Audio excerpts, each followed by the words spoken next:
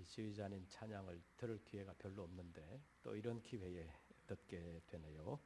대단히 감사합니다. 하나님께서도 영광을 받아주신 줄로 믿습니다. 여러 가지로 혼란스러운 이 시대 가운데서도 믿음을 잘 지키는 우리 모든 권속들 되시기를 바랍니다. 이번 이 사태의 진원지라고 불리는 우한시의 정한날, 정한시간에 노란 방호복 비슷한 것을 입고 나타나서 사람들에게 마스크를 나눠주는 사람들이 있습니다. 처음에는 그 사람들이 어떤 사람들인지를 몰랐는데 나중에 보니까 잘 이겨내십시오 그러면서 위로의 말을 전하고 사람들을 격려하면서 시중에서 구할 수 없는 마스크를 하나씩 나눠주고 있는데 나중에 하는 말이 하나님이 여러분들을 사랑하십니다. 하나님께서 여러분들을 붙들어 주실 것입니다. 그런 말들을 한다는 것입니다. 그래서 그런 사람들이 어떤 사람들인가 봤더니 지난 10년 동안 늘 변함없이 그 지역에서 전도하던 사람들이라는 것입니다.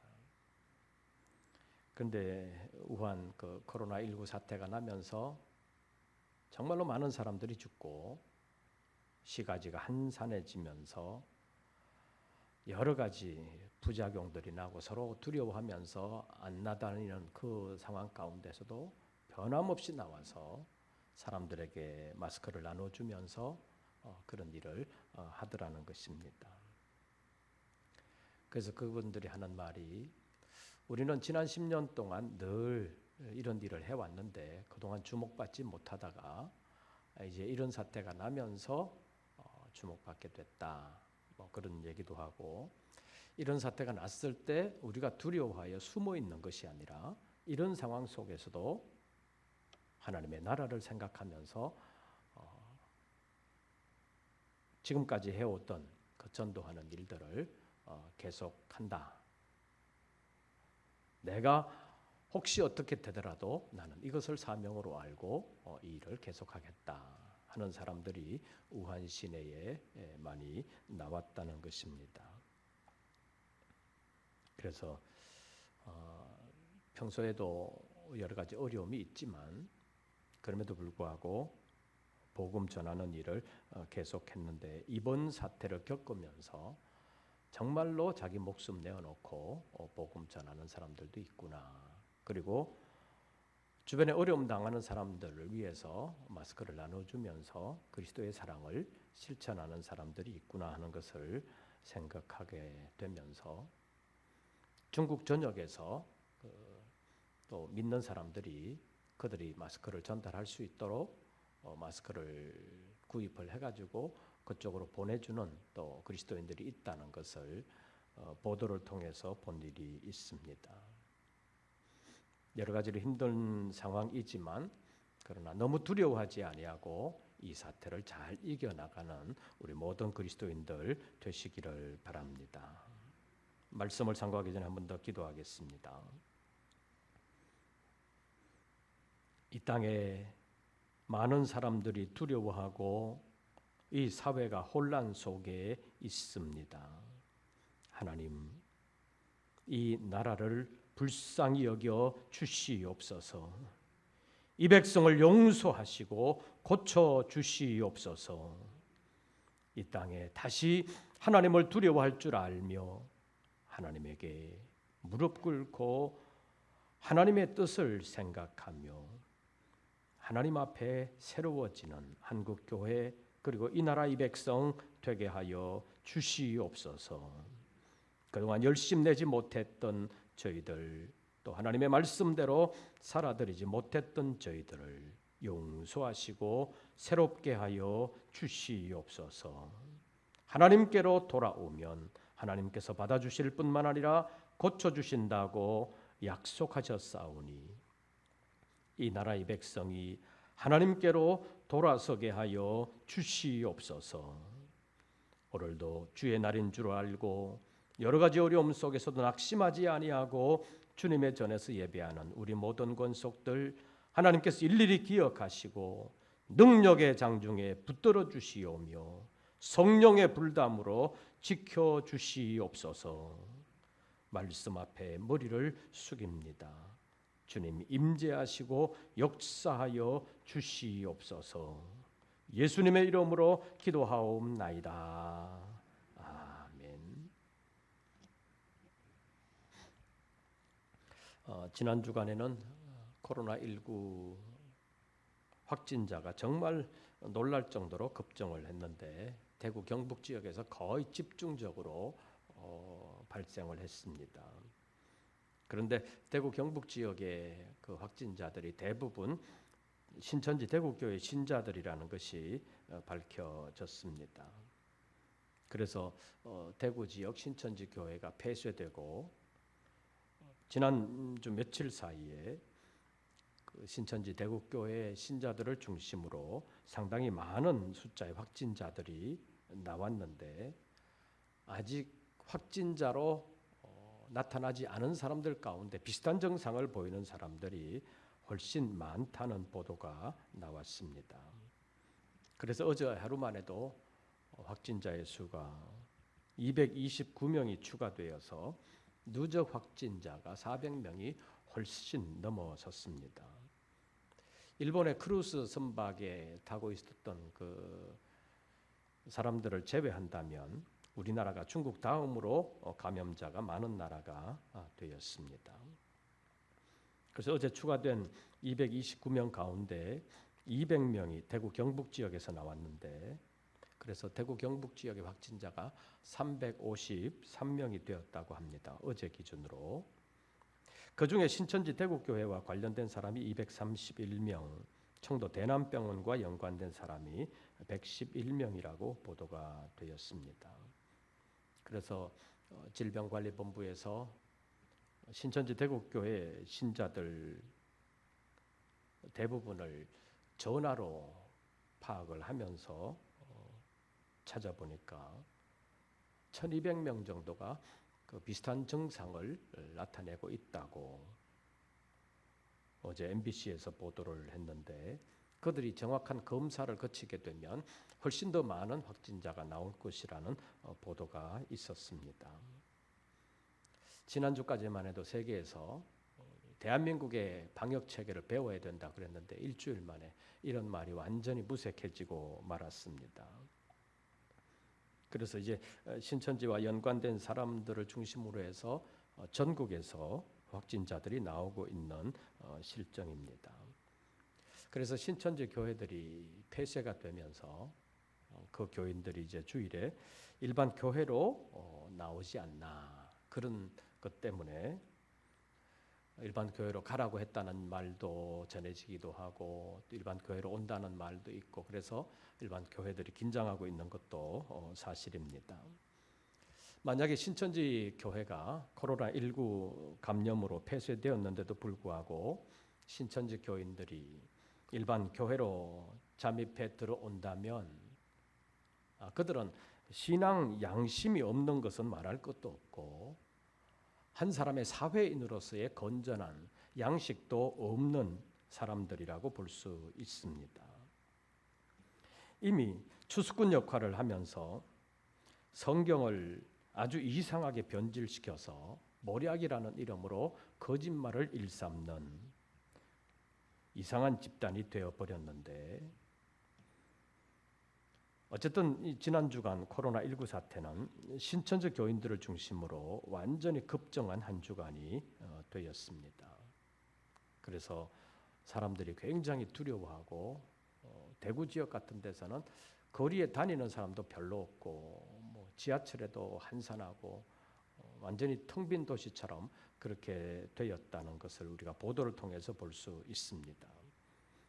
그래서 어쨌든 이제 교회도 조심하고 국가 방역 체계에 협조한다는 의미에서 여러 가지 방법을 찾고 있습니다. 그래서 우선 오늘 오후 찬양 예배를 우리 가정에서 드리기로 했습니다. 그래서 오늘 오후 찬양 예배를 가정 예배로 대체하게 됐습니다. 다음 주 오후 찬양 예배 어떻게 할지는 우리 당회원들과 좀 상의해서 결정을 하려고 합니다. 그리고 오늘부터 2주간 동안 금요 기도회와 구역 예배를 쉬기로 했습니다. 그렇기 때문에 수요일 날 있는 구역 강사 공과 공부와 이어지는 기도회도 2주간 쉬게 되겠습니다. 그리고 오늘부터 점심 식사도 생략하기로 했습니다. 그리고 일반적으로 3월 달부터 재개되는 노방전도도 이런 상황이면 3월 달에는 아마 못할 것 같습니다. 그리고 대전 3월 성산수도원성회도 취소가 되었습니다. 이런 여러 가지 사정으로 우리나라가 시끄럽습니다. 혼란스럽습니다. 이번 코로나19 사태가 빨리 진정이 됐으면 좋겠습니다. 만약 진정되지 않으면 아마 4월 총선도 어떻게 될지 모르겠습니다. 사회 각 분야의 코로나19 사태 여파가 의학적으로 뿐만 아니라 경제적으로도 아주 심각한 피해를 주고 있습니다. 우리 장로님이 기도하시면서 소상공인들이 굉장히 어렵다는 말씀을 하셨는데 이 가게들 출입하는 사람들이 별로 없잖아요. 굉장히 많이 줄었습니다. 그래서 경제적으로도 굉장히 위축되었습니다. 그리고 여러 가지 사회 기능이 마비되고 경제적으로 뿐만 아니라 많은 사람들의 마음이 위축된 것도 사실입니다. 어쩌면 두려움에 떨고 있다고도 말할 수 있습니다. 그런데 우리는 믿는 사람들은 어떻게 해야 될 것인가? 이러한 일들을 겪으면서 너무 두려워할 필요는 없습니다. 내가 그 병에 걸리면 어떡할까? 누구한테 없는 거 아닌가? 너무 두려워할 필요는 없다는 것입니다. 뿐만 아니라 신앙이 위축되어서는 더더욱 안 된다는 사실을 기억하시기를 바랍니다. 오늘 찬양 예배를 가정 예배로 대체하고 금요 기도회와 구역 예배를 2주간 쉰다 그랬는데 2주간 쉬니까 참 좋다. 쉬니까 공식적으로 예배 안 드리니까 참 좋다. 그런 생각을 하실 분이 있을런지 모르겠습니다. 근데 사실은 신앙적으로 보면 굉장한 손해를 볼 수 있습니다. 근데 신앙의 손해를 보게 되면 그 손해는 우리의 삶의 모든 영역에서 나타날 수 있기 때문에 우리가 정말로 조심해야 될 뿐만 아니라 하나님 앞에서 이런 사태들을 잘 이기면서 나아가야 합니다. 그래서 믿음이 약해지면 안 된다는 사실을 기억하고 하나님을 더욱더 찾고 하나님을 의지하는 우리 모든 권속들 되시기를 바랍니다. 그래서 오늘은 영원한 평화의 나라라는 제목으로 말씀을 상고하면서 오늘의 어려움이 있지만 이 혼란스러운 가운데서도 영원히 변하지 아니하는 하나님의 말씀 안에서 영원한 하나님의 나라를 바라보는 우리 모든 권속들 되시기를 바랍니다. 우리는 이 땅에 한 자연인으로서 살아갈 뿐만 아니라 하나님 나라의 시민권을 가진 하늘 백성으로 살아가기 때문에 우리가 영원히 살아야 하는 곳은 이곳이 아니라 하나님의 나라라는 것을 기억하고 믿음을 새롭게 하는 우리 모든 권속들 되시기를 바랍니다. 한번 따라해 보시기를 바랍니다. 영원한 평화의 나라. 이것을 바라보면서 우리가 알아야 할 것이 있는데 이 세상에서는 완전한 평화의 나라는 건설되지 않는다는 사실을 알아야 합니다. 지금 코로나 사태 때문에 조금 주춤하기는 했지만 각 정당에서는 4월 총선을 앞두고 후보자들을 정하고 검증하는 작업들을 하고 있습니다. 서로 자기 당 국회의원들을 많이 배출하기 위해서 여러 가지 방법들을 동원하고 있습니다. 그래서 자기 당은 좋은 점을 홍보하기에 여념이 없고 자기 당이 다수당이 되면 우리나라가 훨씬 더 좋은 나라, 잘 사는 나라가 될 것이라고 핑크빛 전망들을 쏟아내고 있습니다. 그런데 다른 당, 특히 경쟁하는 당은 끌어내리려고 또 안간힘을 쓰고 있습니다. 그래서 여러 가지 방법으로 상대방 지지율을 끌어내리려고 흠집내기도 하고 심지어는 유언비어를 퍼뜨리기도 하는 것을 우리가 보고 있습니다. 그런데 우리가 알아야 할 것이 있습니다.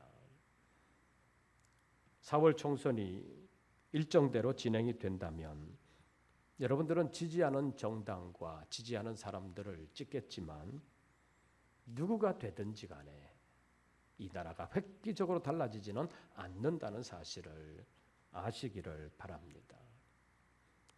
우리 속담 아닌 속담 가운데 기대가 크면 실망도 크다는 말. 사람은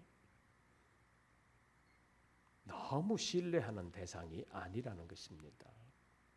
좀 부족하고 연약해도 품어주고 함께 가야 하는 대상이기는 하지만 그러나 그를 하나님처럼 믿고 의지하는 것은 올바르지 않다는 사실을 알아야 합니다. 토마스 모의 유토피아라는 작품이 1516년에 영국에서 발간이 됐는데 이 토마스 모는 상당한 믿음의 사람이었습니다. 그런데 국왕과의 노선 갈등 때문에 나중에 어려움을 겪고 순교 아닌 순교를 당하기도 했는데 그가 지은 책이 유토피아라는 이름으로 우리에게 전해지고 있습니다. 근데 유토피아라는 말은 라틴어인데 어느 곳에도 없다라는 의미를 가지고 있습니다. 다시 말하면 어떤 특정한 장소는 아니다라는 뜻을 가지고 있는데 그것은 이 유토피아라는 나라가 이 세상 어디에도 없다. 그런 곳은 없다는 의미를 가지고 있습니다. 왜 없는 나라이겠습니까? 이상적으로 이런 나라가 됐으면 좋겠다라고 생각하고 이런 나라라고 소설에서는 기록하고 있지만 현실적으로 그런 나라는 없다. 왜냐? 욕심 있는 인간들이 이 세상에 존재하고 그들이 세상을 다스리는 한 유토피아적인 이상세계는 건설되지 않는다는 것을 토마스 모도 알았다는 것입니다. 20세기에 들어서면서 자기들이 뜻을 모으면 이러한 세계를 건설할 수 있다고 믿는 사람들이 혁명을 일으켰습니다. 그 혁명이 공산혁명입니다. 그런데 시간이 흐르면서 처음에는 되는 것 같았지만 강제적으로 무력으로 부자들의 재산을 빼앗아서 가난한 사람들에게 나누어주고 반대하는 사람들을 무자비하게 죽이는 일을 하면서 가장 안전하고도 가장 공정한 사회를 이루어 보겠다고 했지만 결국에 시간이 흐르면서 안 된다는 사실을 스스로 자인할 수밖에 없었습니다. 그래서 소련이 연방을 해체하고 여러 나라들을 다 그냥 풀어주었습니다. 그래서 동유럽의 많은 나라들이 소련으로부터 독립하고 새로운 나라를 건설하게 됐는데 지금도 그 여러 나라들이 여러 가지 어려움을 겪고 있는 것을 우리가 보고 있습니다. 사람은 사람일 뿐입니다. 사람의 한계를 뛰어넘을 수는 없다는 것입니다. 아무리 뛰어난 정치가가 등장을 해도 그리고 많은 사람들에게 경제적인 유익을 끼칠 수 있는 경제가가 등장을 한다 할지라도 그들 주변에는 늘 욕심 많은 군상들이 바글거리면서 들끓게 되어 있습니다. 그래서 여러 가지 부작용이 생기고 많은 부조리가 생기는 것입니다. 그래서 사람에 의해서는 완전한 평화의 나라, 완전히 복된 나라는 건설되지 않는다는 것입니다. 그래서 하나님의 영으로 충만한 메시아 그리스도가 강림하기 전에는 완전한 이상세계는 만들어지지 않는다는 사실을 기억해야 합니다. 그런데 그 메시아 완전한 이상세계를 건설할 메시아는 어떤 분이시냐? 오늘 본문 1절 말씀을 봐주시기를 바랍니다. 누구의 줄기에서? 이새의 줄기에서 무엇이 나며 한 싹이 나며 그 뿌리에서 무엇이 나서 한 가지가 나서 결실할 것이다. 이새의 줄기에서 나는 한 싹, 그 뿌리에서 결실하는 한 가지로 묘사되고 있는데, 이것은 이새의 아들 다윗의 후손으로 6절에서 9절과 같은 나라를 건설할 분이 온다라는 것을 예언하고 있습니다. 마태복음 1장 1절의 표현으로 하면 아브라함과 다윗의 자손으로 오실 예수 그리스도께서 이 나라를 이루실 것을 말씀하시는 것입니다. 그래서 구약의 선지자 이사야를 통해서 다윗의 후손으로 오실 메시아가 6절부터 9절까지에 묘사되고 있는 그 나라를 건설할 것이다 라고 예언하고 있습니다. 그래서 우리가 이 성경을 통해서 알아야 되는 것은 메시아 되시는 예수 그리스도는 이 사역을 위해서 이 땅에 오셨다는 것입니다. 그의 첫 번째 오심은 그 일을 시작하신 것이요, 두 번째 오심은 그 일을 완성하기 위함이라는 것을 성경이 말씀하고 있습니다. 그래서 마가복음은 하나님의 아들 예수 그리스도의 복음의 시작이라는 말로 시작하고 있는데, 예수 그리스도께서 오셔서 복음을 통해서 그 나라를 이루시기 시작하셨다는 것을 우리에게 보여주고 있습니다. 마가복음 1장 14절에서는 이것을 하나님의 복음이라고 했는데 15절에서는 이것이 하나님의 나라에 관한 것임을 말씀하고 있습니다.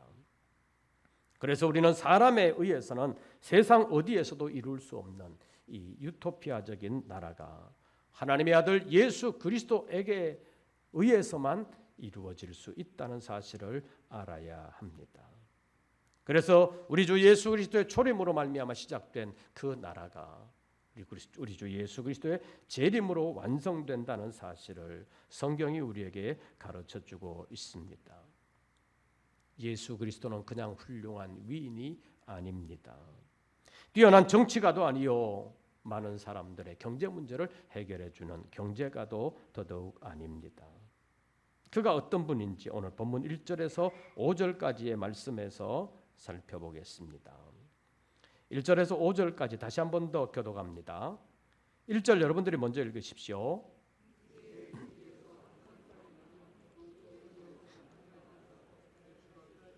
그의 위에 여호와의 영 곧 지혜와 총명의 영이요 모략과 재능의 영이요 지식과 여호와를 경외하는 영이 강림하시리니.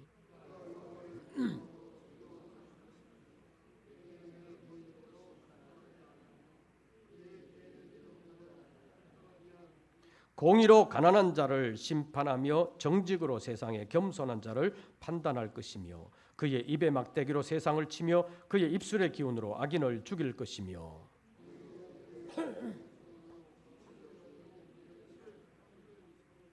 아멘. 예수 그리스도는 누구시냐? 6절에서 9절까지에 나오는 그 나라를 어떤 분이 만들 것이냐?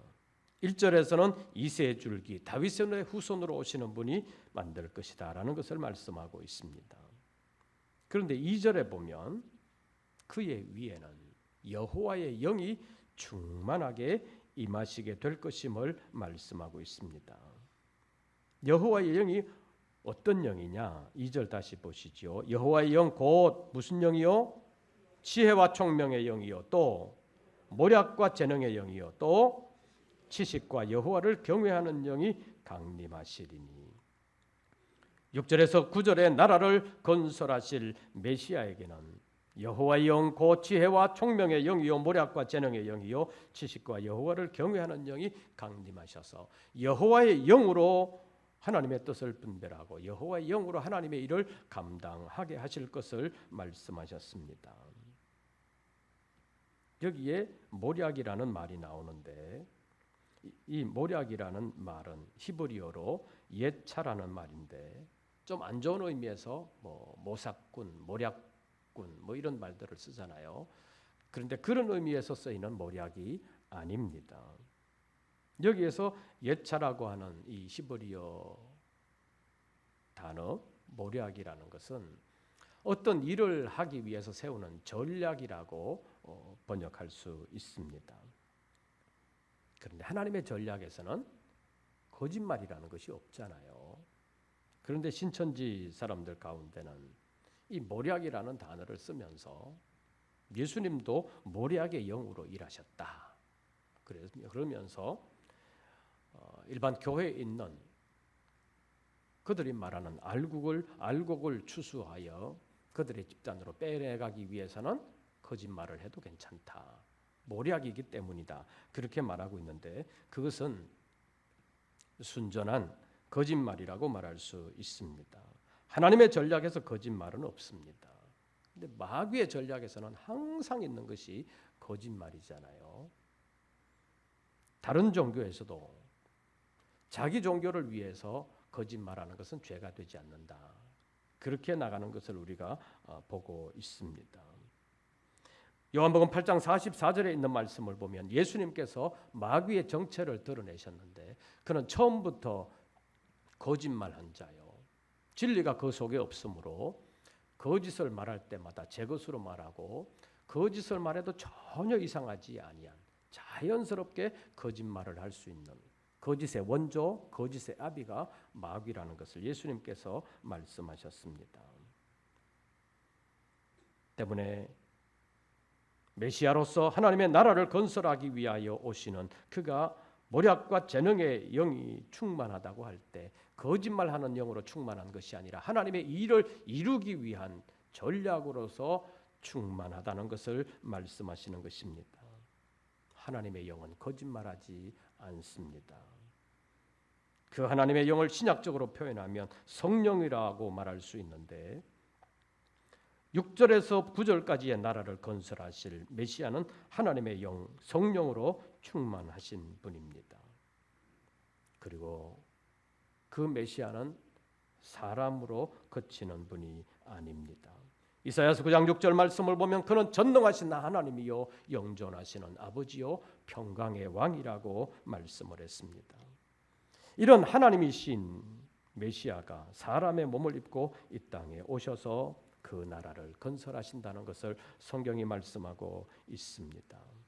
그래서 그가 만드는 나라는 그 정사와 평강의 더함이 무궁하다고 이사야 9장 7절에서 말씀하고 있습니다. 오직 하나님으로서 육신을 입고 이 땅에 찾아오신 예수 그리스도만이 이 땅에 완전한 평화의 나라를 건설하실 수 있습니다. 어떤 이상한 교주도 이 나라에 들어갈 수는 없는 것이고 이런 나라를 건설할 수는 없는 것입니다. 그렇다면 그 메시아가 이루는 나라는 어떤 나라인지 그것을 보여주는 것이 6절부터 9절까지입니다. 6절 말씀 다시 한 번 더 보시죠. 그때 무엇이 어린 양과 함께 살며 무엇이 어린 염소와 함께 누우며 어린 염소가 표범이 어린 염소와 함께 누우며 송아지와 무엇이 어린 사자와 살찐 짐승이 함께 있어 누구에게 끌리며 어린아이에게 끌리며 암소와 곰이 어떻게 하며 함께 먹으며 그것들의 샘기가 함께 엎드리며 사자가 소처럼 뭘 먹을 것이며 풀을 먹을 것이며 젖 먹는 아이가 무슨 구멍에서 독사의 구멍에서 장난을 하며 젖된 어린아이가 독사의 굴에 손을 어떻게 할 것이라 넣을 것이라. 그럼에도 불구하고 9절 내 거룩한 산 모든 곳에서 무엇도 없고 해됨도 없고 무엇도 없을 것이라 상함도 없을 것이라. 이런 세상이 만들어진다는 것입니다. 사자가 풀을 먹습니까? 안 먹습니까?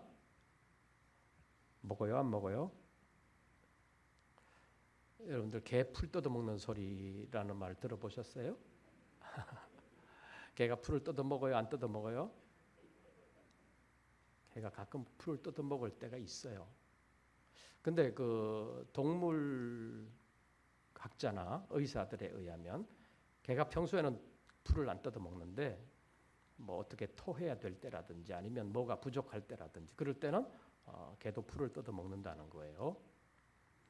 그러니까 일반적인 그 약육강식의 원리는 육식동물은 육식을 하고 초식동물은 초식을 하고 그러니까 육식동물은 주로 초식동물을 잡아먹는데 오늘 본문에 있는 말씀을 보면 사자가 소처럼 풀을 먹는 세상이 되고 암소와 곰이 서로 잡아먹는 것이 아니라 서로 함께 평화롭게 있고 이리가 어린 양과 함께 살고 표범이 어린 염소와 함께 누우며 송아지와 어린 사자와 살찐 짐승이 함께 있어서 어린아이에게 끌린다. 이렇게 표현하고 있습니다.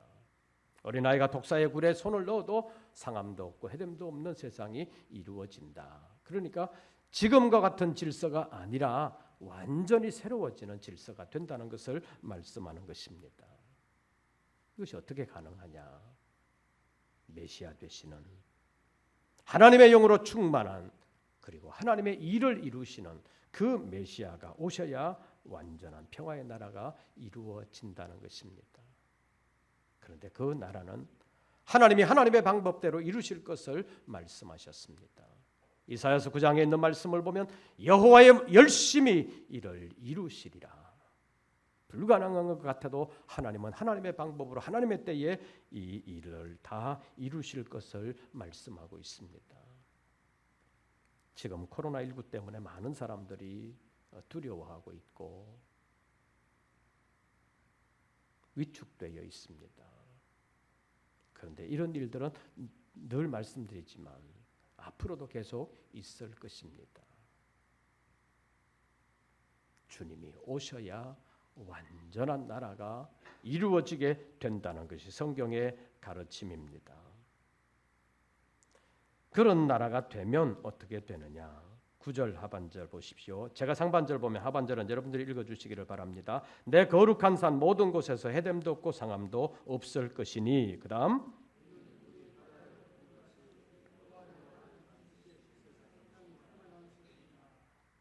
주님의 나라에서는 여호와를 아는 지식이 온 세상에 충만하게 되어 하나님을 알지 못하는 사람이 없어지고 하나님을 대적하는 사람들이 없어지게 되고 죄라는 것이 아예 생기지 못하는 나라가 된다는 것을 말씀하고 있습니다. 주님 오셔야 이런 나라가 이루어집니다. 질병 때문에 걱정하지 아니하는 나라, 사망 때문에 두려워하지 아니하는 나라, 주님 오시면 이루어진다는 것입니다. 질병 때문에 두려움이 있는 이 세상이지만 그러나 하나님께서는 하나님의 방법대로 하나님의 때에 완전히 새로운 세상, 가장 이상적이고도 영원히 평화롭고 영원히 복된 그 나라를 만드실 것을 성경을 통해서 우리에게 말씀하셨습니다. 그 나라를 만드시고 우리에게 유업으로 주실 줄로 믿습니다. 그 나라가 이루어지기를 바라고 기도하는 마음으로 물이 바다를 덮음같이 여호와를 아는 지식이 온 세상에 충만하게 되는 그날을 바라보고 오늘도 약하여지지 아니하고 그리스도의 복음을 우리의 심령 속에 품을 뿐만 아니라 그 복음을 전하면서 여러 가지로 두려워하는 이 세상을 아름답게 이겨나가면서 끝까지 사명을 감당하는 우리 모든 권속들 되시기를 주의 이름으로 축원합니다. 기도하겠습니다. 세상이 두려워하고 혼란스러운 이 상황 가운데서도 하나님께서 하나님의 사람들을 지켜주실 줄로 믿습니다. 특별히 우리 교회에 소속된 모든 믿음의 권속들 두려움을 이길 뿐만 아니라 이 땅의 모든 어려움에서 하나님의 능력의 장중에 품어주시옵소서, 지켜주시옵소서, 믿음을 더욱더 강하게 하여 주시옵소서. 예수님의 이름으로 기도하옵나이다.